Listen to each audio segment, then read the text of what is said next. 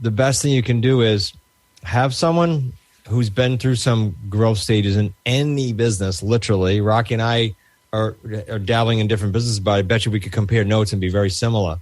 And so find someone that's in business that has gone through starting as a solopreneur and then scaling, even if it's not that huge. Hey, it's Rocky. Welcome to Richer Soul. Today's guest is Chris Prefontaine from Wicked Smart Real Estate, back to share how to build and scale your team and much more.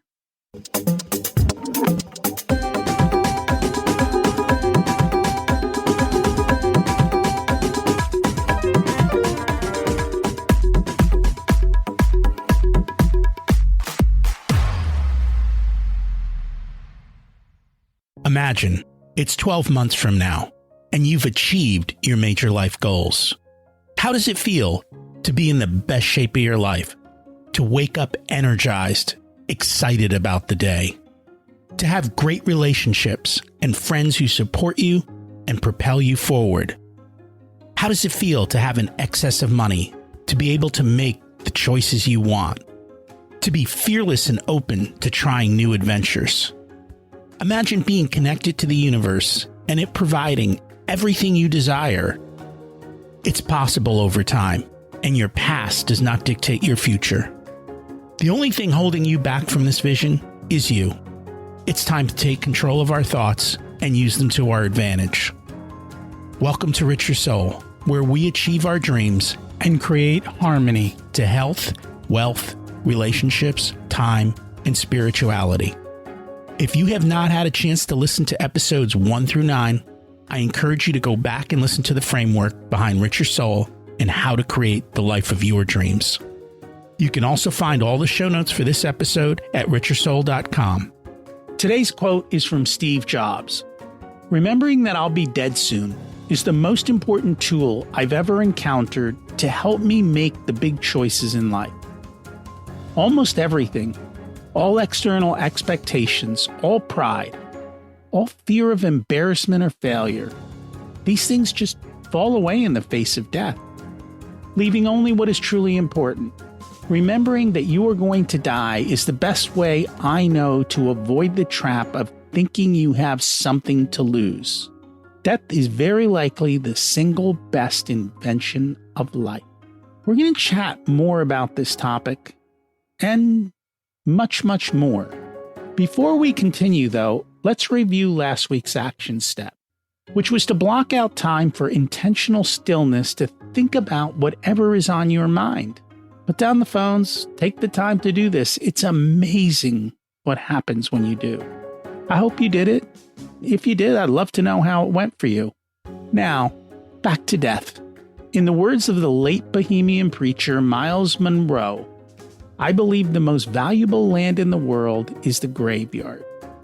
There lay all the unwritten novels, all of the untaken risks, all of the unlaunched businesses, all of the unexecuted ideas, all of the unreconciled relationships, basically all of the stuff we carry with us our entire lives that we never put into the world. We think, well, tomorrow I'll get started. Tomorrow's the day I'm going to take the first step. So we push it into the future until one day we reach the bookend of our lives.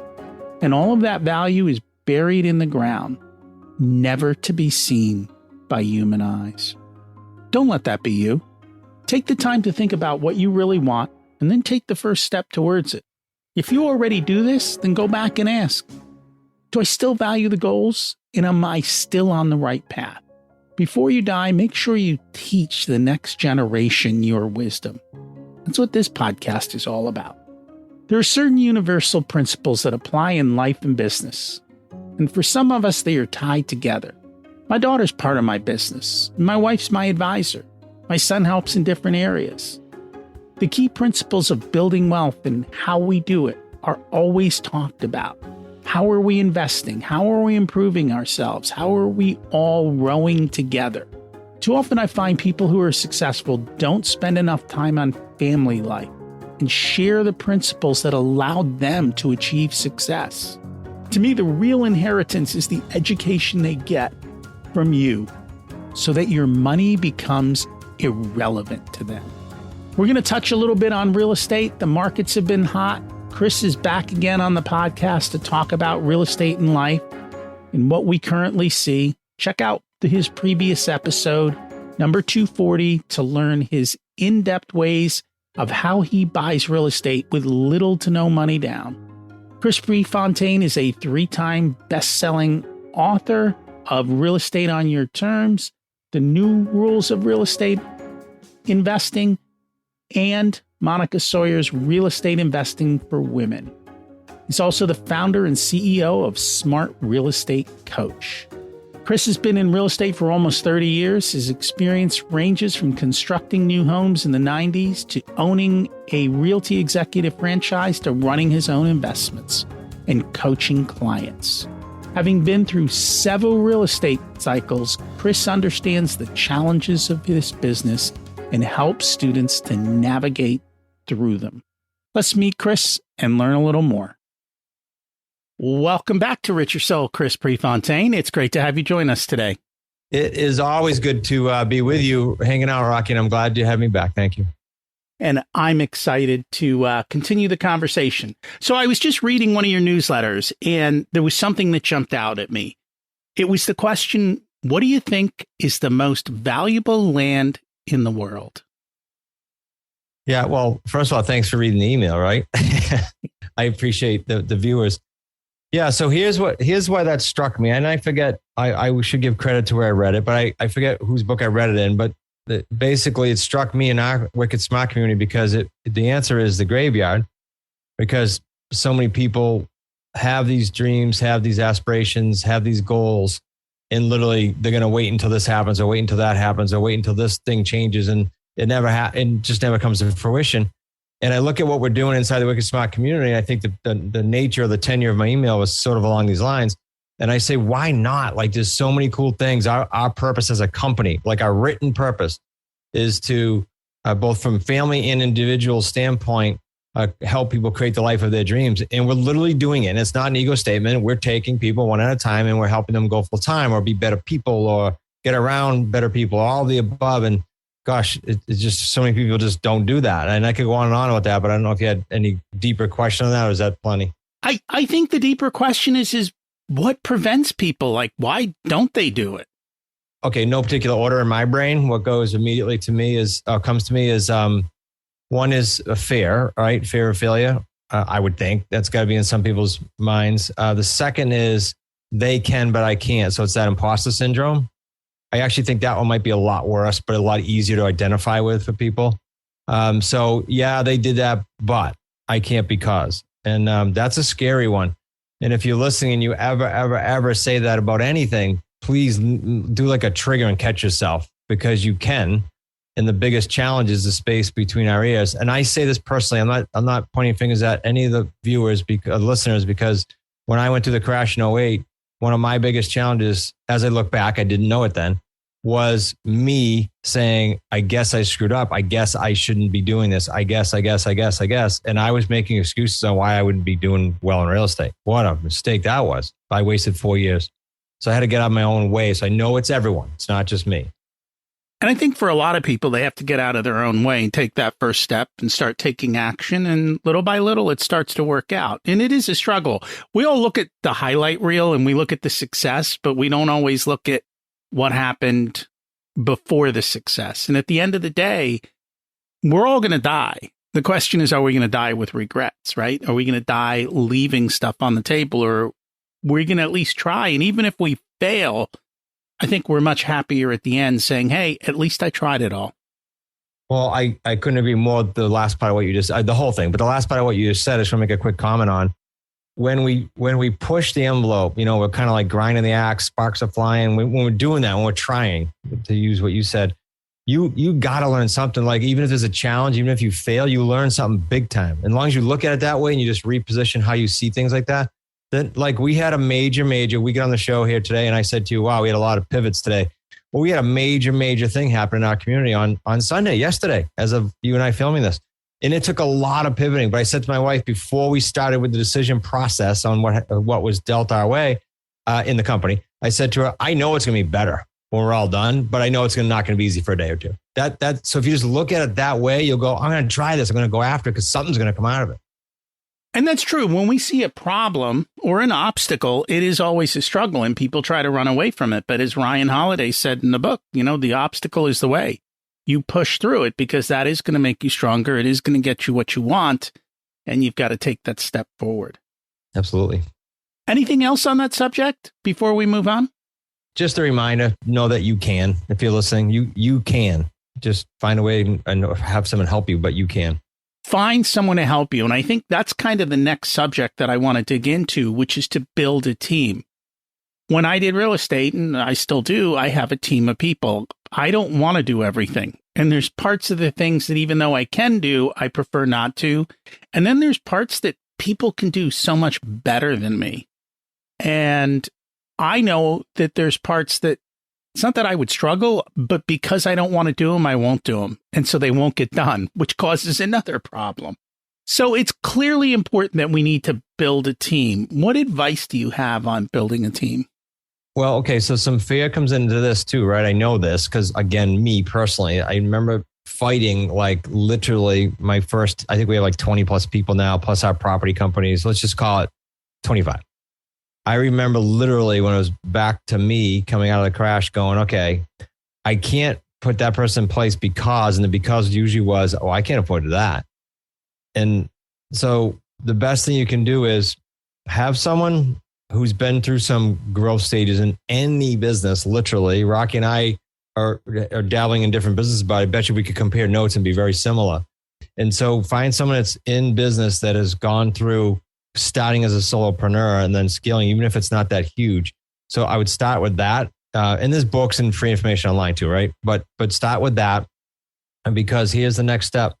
As I think back to the beginning of when we started scaling, we would take a task that was just either overloading at the time, just me. So it was just too much. Like business was coming in and I knew I couldn't do paperwork, for example. I'll give you a specific example.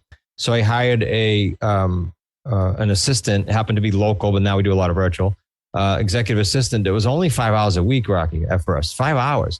And so you look at the math on that, what you can free up in your life and in your business with respect to email and phone calls alone, if I stop there. But in my case, it was paperwork. That's always the first step. People say to me, if you went into my market, what would you do? Like they're always curious. If you started over and like over here in this area geographically, what would you do? My first answer is hire an executive assistant. Because if you're going to be in any business, and I don't care if you're selling hot dogs on the street corner or you're doing real estate, doesn't matter. There are some high payoff activities that you should be doing and everything else you shouldn't. And that's why you need an executive assistant. So that executive assistant's not a cost. They're a revenue generator for you. Like within 2 weeks, you should feel that. That's very niched. I don't know if you want me to go deeper in that. No, that's fine. And we can go deeper than that. And today, and we've done episodes on this, you don't have to find an executive assistant in the United States at top dollar. You can find executive assistants who can do a lot of this stuff in other countries that work for a fraction of the money.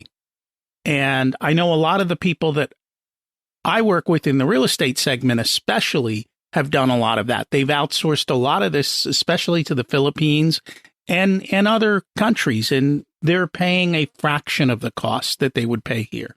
Yeah, we do some of that as well. In fact, one of our team, actually two of our team members, one on the property side of things, one on the coaching and mentoring.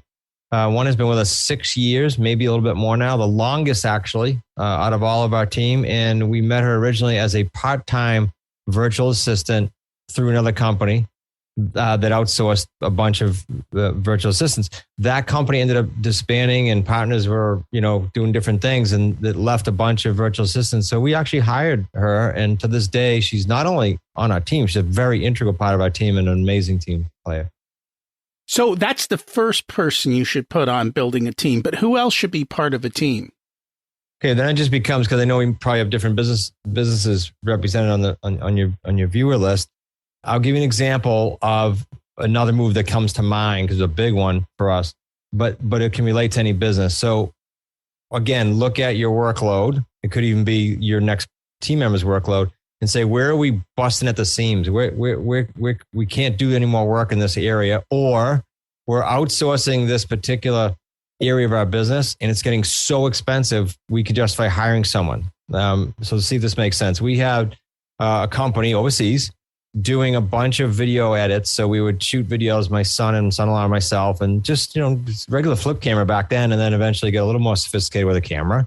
But then we would send them to this company, and this company had a team player that would do writing and had a team player that would do videos. So they would clip the videos and make them pretty and put some artwork in them and some graphics. Okay. So we kept doing that to the point where it got to 1 month, I think it was 100 hours. And that back in 2000, I think it was 18, we said, okay, we now clearly can justify a person coming on the team for this media role. And that was a very, very big role for the company. If you had asked me a year ahead of that, I'd say, oh, no way could we do that? Or no, we could afford it. So it's just, I don't know if that's making sense, but just dissecting the business one task at a time and seeing where you could insert a person in there so that then frees up you or that other team member to do higher payoff activities. Does that make sense? It does. And that makes a lot of sense. And we'll talk a little bit about outsourcing in a minute and kind of figuring out how that is a little bit different than what we've talked about so far. One of the things that I talk to my clients about is to look at what their skill sets are. So a lot of times in the business, the owner's actually the visionary, right? They're the person with the big idea, but they're not an operations person. And so they struggle with that part of the business. They've got all these great ideas, but they can't get anything done. And so finding what I call the perfect match to the person who owns the business that will do all the things they don't like to do or that aren't natural to them. I don't know how it is in your business. Are you the visionary guy? That's interesting. So I'm more, believe it or not, in the trenches. I like leading the team, but as far as the ideas, believe it or not, I say kids, my adult kids, Nick and Zach and Kayla, they are a little bit more visionary. Zach, a lot more visionary than I am. And then, so we bounce off each other quite well with that. So I'm always trying to micro and get things done, and he's pulling some big ideas out, and then hopefully the team can execute. But I think that's where the executive assistant comes in too, Rocky. So, you pair someone like that with someone that's a doer, right? That can get in the trenches and do. And that's the important part of the business, because at the end of the day, you do have to do. And if nobody's doing, nothing's getting done. And that's the problem. But it's also, how do you keep everyone on the same page? And how do you effectively communicate with them so that things do get done? Yeah. Okay. So this is a huge one that I had to learn back in 2017. I hooked up with a company that helps companies scale. Okay. Why? To our whole conversation here, because I knew going into 17 that's a skill set I didn't have. So I seek the company out to help us do that as a group. And to this day, I'm with them. But what happens is we have a specific meeting rhythm. So with respect to weekly and monthly meetings and also trimestrally offsites. Now, why is that appropriate to your question? Part of the meeting rhythm is not just accountability and reporting, but it's coming out of the offsite, which we coincidentally just did last Thursday and Friday for 2 days. It's coming out of that with a set of priorities that we all voted on, full open communication, and then a set of goals, we call them smarts, that then dictate what everybody's running with for the next 4 months. So nobody's out of alignment. In fact, they form teams to get those tasks done.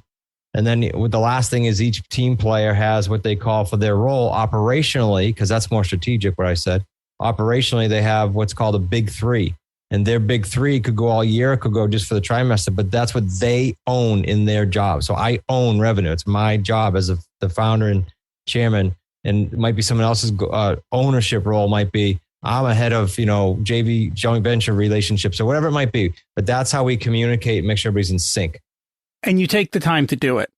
I see so many business owners are so stuck in their day. They don't take the time to breathe, think, plan. And that's why I think many of them struggle. And the same thing happens in your personal life too, right?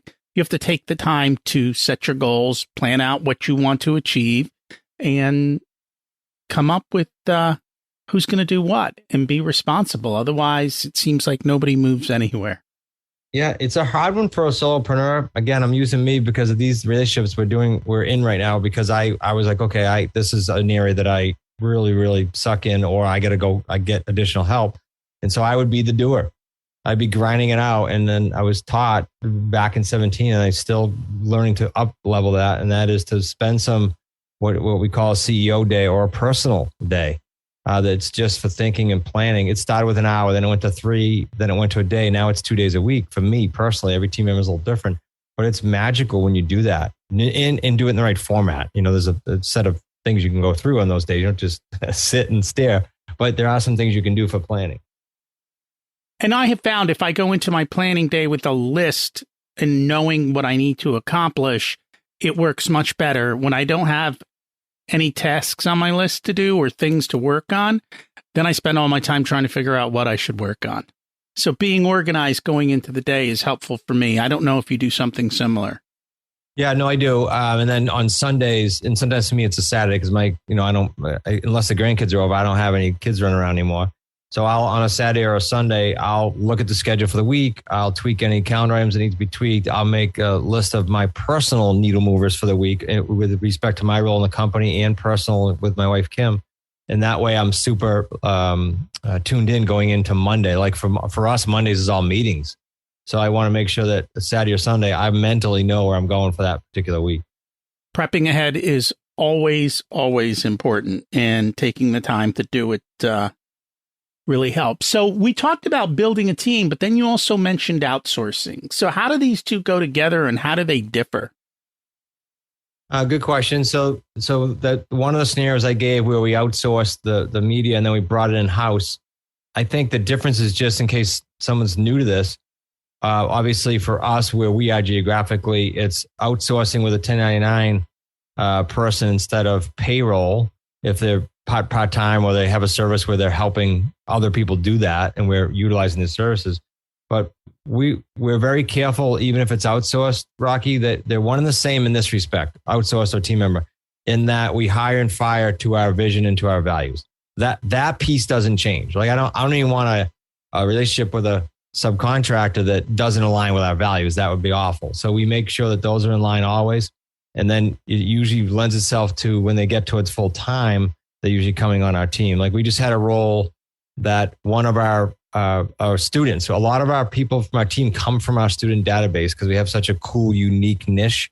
And we had some coaches that were being groomed for head coaches, and they had done that role for a while, but they came as a student 3 or 4 years ago. They knew nothing before that. And now they're very, very qualified to coach. And so we moved them most recently into the corporate team versus just a 1099, hey, I'm independent, I came to you as a student. Now they're on our corporate team. So there's a big shift there that takes place. There's opportunity, obviously, in the company, and then there's the payroll, and it's more of a tie with the meeting rhythm, et cetera. Does that make sense? It does. You mentioned hiring to your values. Mm-hmm. What was the process you used to come up with your values, and how do you effectively communicate them? So coming up with them is the cool part, and keeps everybody on the same page, and doesn't, I'm not going to say eliminates, but makes room for very little room for disagreement, because every decision is made on these, and how they came about was we actually voted on them. Just like we do vote about decisions now, we all voted on what the values would be.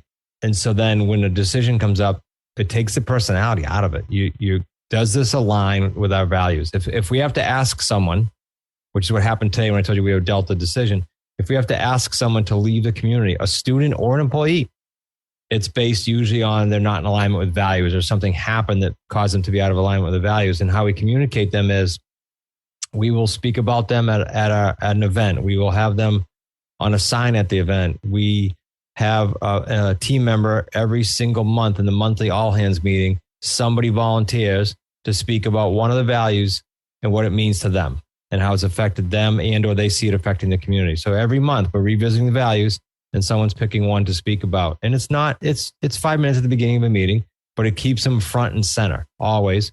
And then lastly, we have a channel in Slack where we all communicate that's just labeled values. And in that channel, we will recognize someone that we saw living the values. So if we saw a team member, one of our values is we constantly innovate and improve. So if we saw, say, Kristen working on a system, let's say our director of revenue, and they were together making things better. They were innovating. Someone will call that out and post on the channel and say, hey, great job. I noticed this value and here's who is exhibiting it. So that's how we keep it front and center. And that's important. You're constantly going back to it. You're hiring to it. You're rewarding to it. You're communicating about it. Too often, I think people will put up their values and then they forget about them and go away. And then they wonder why things are not done the way they expected. It sounds like you've systematized this whole thing, and it's part of your natural rhythm to make sure that everyone is in alignment and they're following the program, and you're each holding each other accountable to being able to do that. Yeah, absolutely. Couldn't agree more.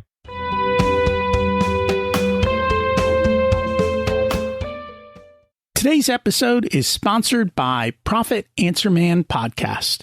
Did you know that most small business owners hate looking at their financials? It's one reason they may struggle with business success.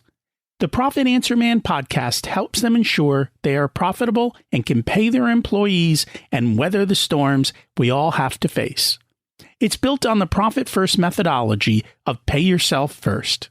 The Profit Answer Man podcast is a must listen to for every small business owner and anyone who wants to help them survive and thrive. Check it out on your favorite listening platform.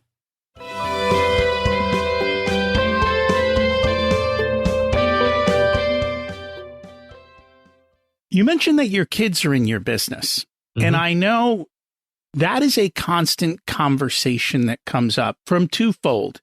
One is, how do you raise kids with grit to be able to do the work and to want to do the work? And then two, how do you create that atmosphere where you separate being a parent from being a coworker? Okay, so a couple things. Let's go to the grit one first. And this one, probably if I thought about it for a day, I'd have a really succinct answer. But here's what comes to mind. I don't think you teach them grit per se. And it's interesting you're asking me about grit. Our last live event, literally the theme was grit, and we had Rudy Rudiger, the real Rudy Rudiger from the movie, come in and speak, and we had grit shirts. They said "Got Grit" with a question mark. So I'm really into that topic. I don't think you teach grit. Let's say to the kids. I think you teach them how to dream. You teach them how to have a why. You teach them how to think big so that they know anything's possible. And then I think when you do that, and I've never written about this. I'm not saying this is the be all here, but that's just what comes to mind. Because when you teach them that, the grit's built in. That's just my knee jerk to this question. Because the why is so huge, because they know success is possible, because you've helped them with that over the years. And last but not least, expose them to people that can exhibit that as well, not just you as a parent telling them that. It's a big difference. Then I think grit becomes natural. I don't know. That's just my knee jerk. Again, it's a great question. And I'll think about that longer and maybe write something about it. But that's what comes to mind. And the second part was, how do you create the appropriate relationships between work and family? Yeah. So this is what we do. And it's kind of funny. The first example I'll give you. So right now we don't live next to each other geographically, but we started this company. I came from, you may remember my story, but I came from a lot of debt, and I had to sell a nice home and move into a 1-bedroom apartment with my wife. Well, across the street was my son, and diagonally across the other way of the street was my daughter and son-in-law. One block towards the 1 block north from there was our office building that we rented. And I say building, it was a tiny little office that we started. We would walk home, or if someone even drove home, didn't matter. But when you got in your driveway, we'd yell across, "How was your day?" Like we never saw each other. And the whole concept there is keep it totally separate. At home, we don't bring up work. We don't bring up the office. If there's a win, like something really cool, fine. That might come up on accident, but I don't even think that comes up anymore. But I can tell you what doesn't come up is drama, tough decisions, etc. It just doesn't come up. It doesn't need to be brought home. It's really pollution. So we keep it totally separate and have our boundaries. And if we get into talking business, somebody will call the other one out and just say, "Not now." So that's how we keep it separate as far as at home. As far as in the office, how do we kind of keep the communication and everything in sync and just like you would any other team member? The answer is twofold. One, we treat each other just like team members and not family, not at the office. And good, healthy discussions come out of it. Why? Because Remember what I said earlier, we voted on the values. So the family core voted on the values. That's really originally what we had. We didn't have other team members. So if you voted on it and we're in a conference room, we're talking about something that is we're going to challenge each other. Again, think of what I said earlier. There's no personality issue in this. Hey, you turn and look at the board and you say, does it align with those values? Yes or no? Okay, then we move on. So it's not an opinion. It's not because you're family. It's strictly based on that. It sounds easier than it is. Always does, right? It's work because emotionally and mentally, you got to make sure you remind yourself that all the time. Very true. You've been talking a lot about '08, coming out of '08. What are you seeing in our current real estate markets? Because they have been hot again. And I was around in '06 and '05, and I'm watching it this time, and it seems to be a very different kind of demand. And it seems to be a very different type of driver that's causing real estate to skyrocket. But I'd love to get your feedback of what you're seeing. Yeah, and this one I'm cautious with only because, and I'll give you my opinion, but I love when, Rocky, I'm sure you agree, I love when people get on and say, well, here's what's going to happen. And, they have all these predictions. Well, they're telling the truth in their mind, but they're lying, of course, because nobody knows. Nobody does. No, the billionaires don't know. Nobody knows. But my thought is, first, I agree with you 100%. It's just different. It's not the same makeup in any shape, form, or fashion. Of course, COVID's in there in the mix. So, of course, it's different because that's never been. And secondly, when you say market, I always bring this micro view of this to everybody's mind so they can at least think out of the box. And that is, in my opinion, there's no market, one market. Yes, there are things that affect nationally, but even I'm in the smallest state, Rhode Island. Even within Rhode Island, I can think of at least 4 different markets. One, I live on an island, that's a market. 2, each side of the island that I go off, totally different market, totally different price range, totally different demand, totally different everything. And then you go towards the city and that's a whole different market, Providence, Rhode Island. So there's never one market. There's pockets all over the country. We have the luxury of listening to students literally all over the country that we do deals with. They don't just buy a product from us. We literally do deals with them. So we get to hear weekly, oh, the demand's coming up, or oh, I'm still red hot here. And we get to hear that in different pockets around the country. So what do I think is going to come up here or is happening right now as we speak? It's sort of a perfect storm for us, at least in my niche of creative real estate terms, we call it. And that is, you've got interest rates not predictably going up, that someone says they're going up. They're going up. I mean, my son-in-law told me the other day, he locked in a 5.25 rate. A couple months ago, it was 3 and change. It's crazy. So that's significant. Now, why is that significant to what the market's going to do relative to creative real estate? When the rates even go up 1/8 of a point, never mind 2 percentage points in plus right now, since a little bit ago, you take hundreds of thousands, and maybe it's more, but certainly hundreds of thousands of buyers off the table to be able to buy a house, out of the market. You take them right out of the market. Sadly, you push them out of the market because they might have been borderline just qualifying. So the perfect storm is we have that happening where we can help those buyers. As you know, in our world, we can help those buyers get into a home. Not today, but we can give them a pathway that they thought they just lost because interest rates went up. That's cool. Opportunity for them, opportunity for us. Secondly, sadly, because of a lot of the forbearances coming due, we have more people than ever. And I've been doing just the terms. I've been at this business 30 and a half years, but I've been doing the terms business alone, just creative real estate, laser focus for 13 or 14. So almost half of my real estate career has been this. And we're seeing now these people calling us more than ever, really, really in need of help because they can't make up the forbearance payments or they just fell behind because of COVID, whatever it might be. And then the reason I say perfect storm, because one more piece. The third kind of leg of that triangle, a leg of the stool, if you will, is you also have free and clear people. They're free and clear. They don't have a mortgage. That's 1/3 of the properties in the United States that played their cards well, went into the COVID crisis, set up financially well for whatever it is that they do, right? It doesn't matter what the career was, but they came out of it and they're debt free with their properties. They are great candidates to talk to. So you got this group that needs our help. You got this group that, with respect to forbearance, you got this group that's debt-free that loves creative real estate and can't wait to talk about owner financing and cool things like that. And then you got this major change in the market going on with pushing buyers to the sidelines so we can help. And that lowers demand, of course. So all this stuff's coming together that I think is really cool right now. And so my wife always asks me when she sees something on the news or in the media, how's that going to affect you? And I always say, anything that changes, anything that's chaotic in the real estate market helps us dramatically because we solve problems, right? Or we help people achieve their goals. So that was an awful long-winded answer, Rocky. I'm sorry, but that was my take on the market because I just get all these weird opinions out there of what's going to happen. No, what I liked about what you said is, number one, that all markets are different. And that is very true. As you look across the country, things are dramatically different. People are leaving certain areas, moving into other areas. And even within a particular state, one side of the state may be doing the opposite of the other side of the state. So when you're looking around, if you're only looking within a small bubble, you're not getting a true picture. And sometimes you have to just open your perspective and look wider than what you are seeing right in front of you. And then the second thing is, no matter what's going on, there's a way with real estate to pivot and do something. Real estate is always being sold. People always need a house to live in. And so it's just, what's the opportunity? What's the best opportunity for you? And how do you solve the real estate problem where you are? And so I'm really happy that you did that. Yeah, I'm sorry to jump in there. You said something that really sparked something. You said about the change in the opportunity.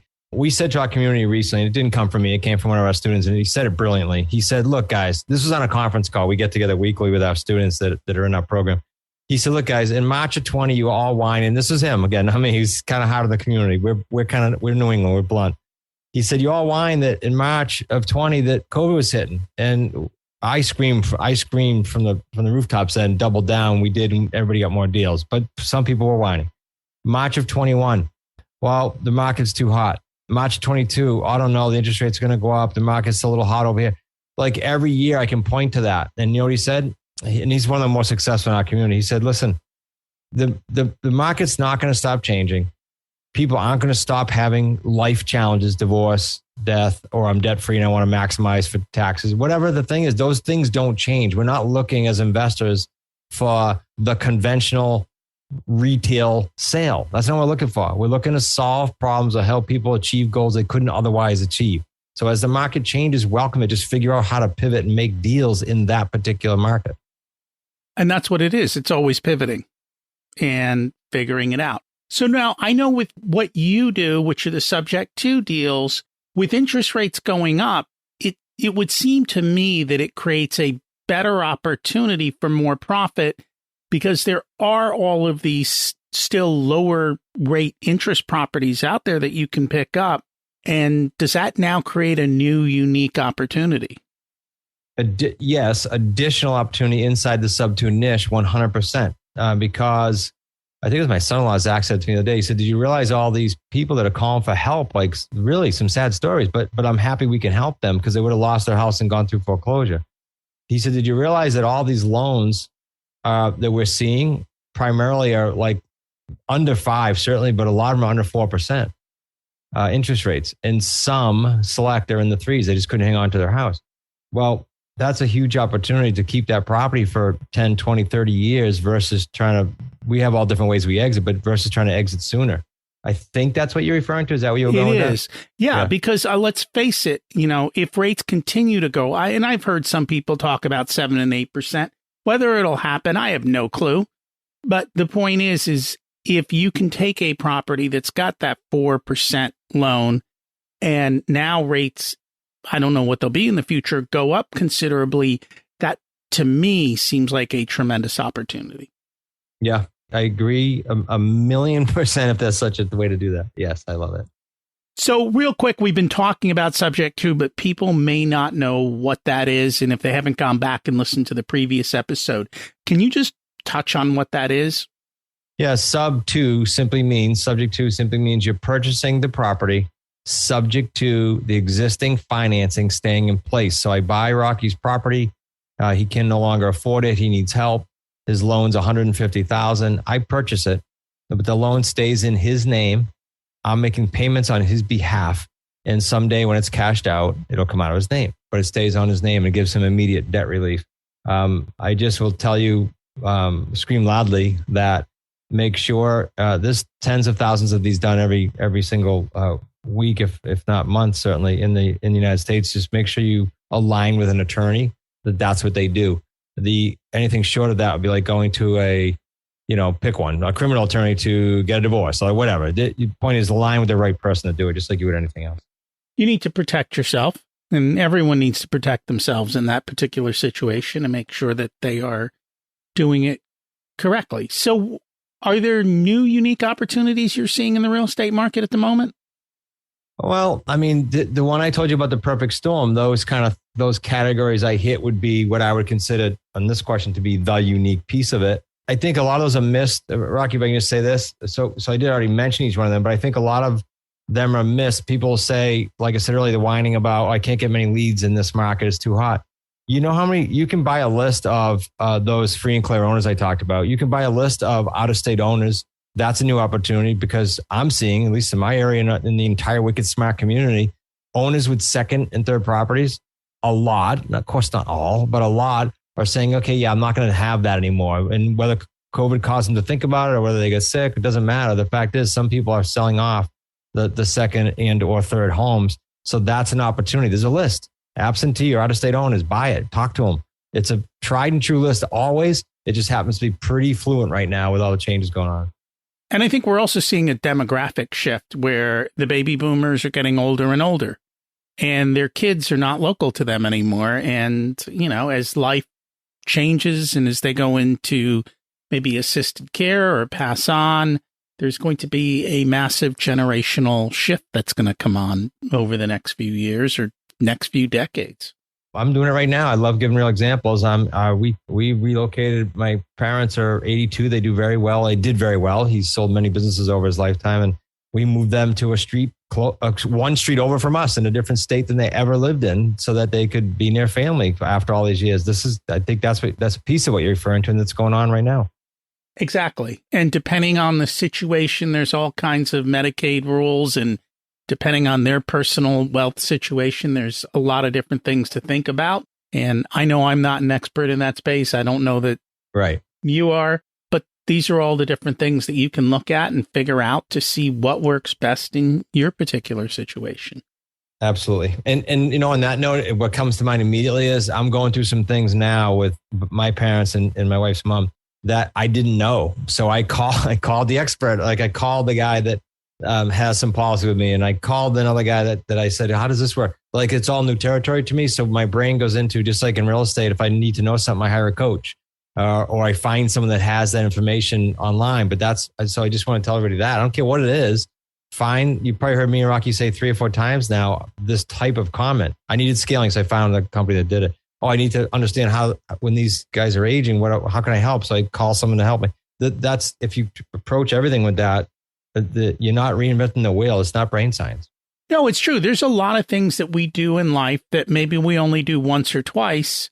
And as such, we're not experts in it. And there are ways to do it smarter, faster, better. I mean, that's everything from college all the way through the rest of life.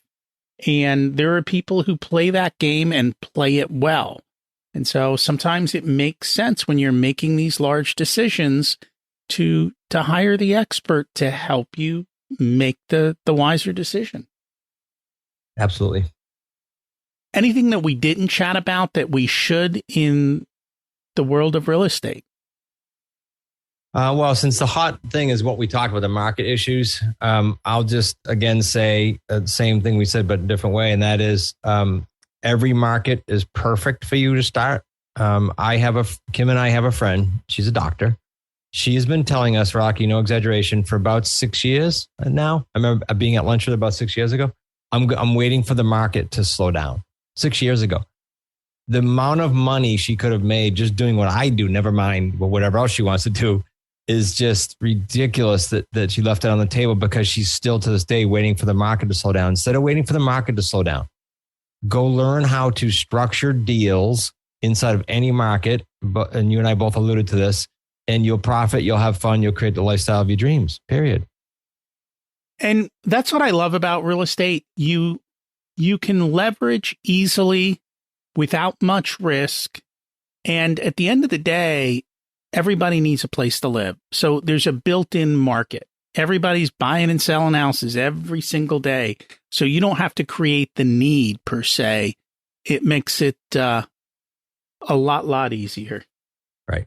We always like to get people to take action. What's an action step people can take this week to move forward? We created, because your show's so awesome, we created a separate link for you. We will ship out to your listeners, and I'll give you a very specific link, our best-selling hard copy Real Estate on Your Terms book. And this isn't, so everybody knows, oh, by the way, it's free, but by the way, put your credit card in for shipping for $5, $6. We ship it. You'll probably get some other goodies in there besides the book, and it's 100% our cost. Just go to wickedsmartbooks.com. That's wickedsmartbooks.com/richer soul. I'm into free. So if you want to check out sort of these deals that we've alluded to, we have a YouTube station. It has it's growing, but I think it's about 150 deals whiteboarded. And it's not the highlight reel, as Rocky said, some people go with earlier in the show here. We give you the good, the bad, the challenging, all of it right there. Like we lay it out. Here's how we make these deals. Here's how we structured this one. Here's what went well. You can go on YouTube for that. And last but not least, if you don't mind listening to my New England accent longer, you can go watch a master's class. It's almost an hour, but it's free. And it's smartrealestatecoach.com/masters class. And we'll put all the links in the show notes to make it easy for everyone. Awesome. Thank you so much for joining us today, Chris. Thank you, Rocky. I appreciate you. And you are an awesome host. Thank you. Does real estate fit into your wealth plans? Chris shared a non-traditional way to get involved. If you haven't heard his previous episode, 240, check it out. The principles he shares about life and business apply to all of us in our personal lives and business lives. What can you take away to improve and grow in whatever you are pursuing? If you want to check out his book, he'll send it to you for free. So go ahead and tell him to do so. Here's the reality. We can't predict the future of markets, but we can follow trends. Be aware of what's going on and be ready to pivot as the economy and the markets change. I'm always amazed at how many people see the train barreling towards them and refuse to step out of the way, or are surprised when it hits them. It was clear as day that it was coming. Be aware. Next week, we have on a hospice doctor, Jordan Grummett. He's been on before too, to chat about his new book, Taking Stock, a hospice doctor's advice on financial independence, building wealth, and living a regret-free life. Remember, we all die, but only some of us live. By the way, if you enjoyed this episode, who else do you know who could benefit from it? Would you please share it with them? I'd appreciate that. Thank you. Thanks for listening. Have an abundant week.